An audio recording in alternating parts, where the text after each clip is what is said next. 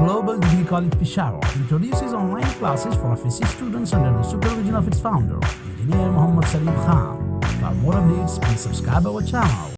होते हैं लेंथ और साइज में, ऐसे क्रोमोसोम का नाम होता है मेटासेंट्रिक क्रोमोसोम।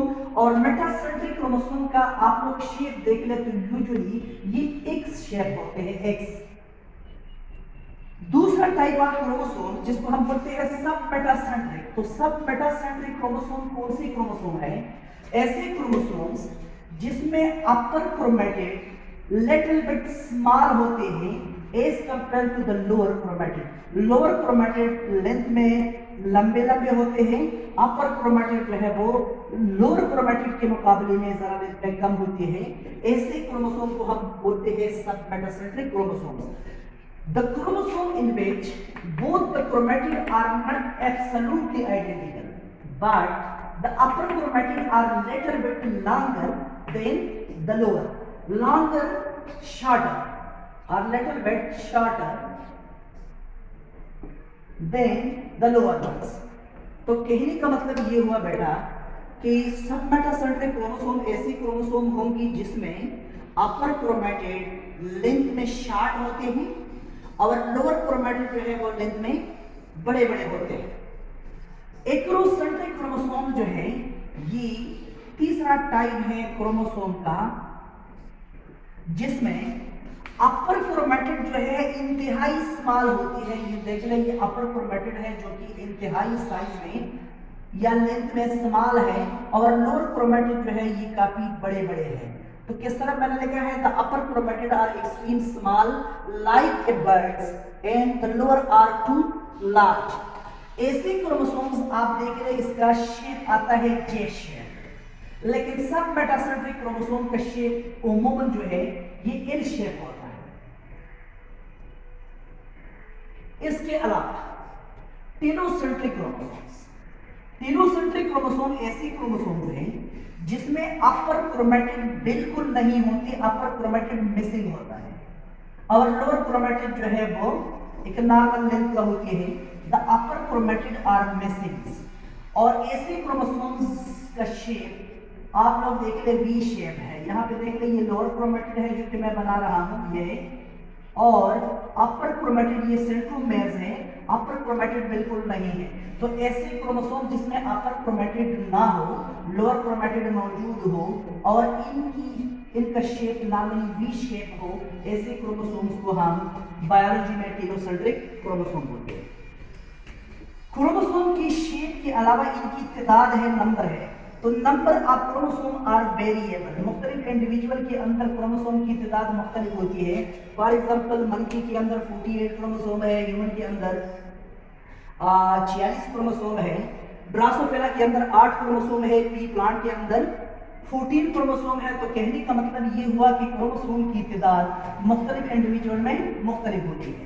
लेकिन यहाँ पे एक पॉइंट जो जरूरी है कि सबसे कम क्रोमोसोम्स एनिमल किंगडम में कौन सी एनिमल्स में मौजूद है? एमसीक्यूज के लिए आप लोग जहन में रख लें एमसीक्यूज। एनिमल किंगडम में एस्केरस जो कि इनवर्टिब्रेट है, और एस्केरस जो है इसके अंदर टोटल क्रोमोसोम्स वो जस्ट 2 क्रोमोसोम है। तो सबसे कम क्रोमोसोम एनिमल किंगडम में एस्केरस के अंदर मौजूद है जो कि 2 क्रोमोसोम।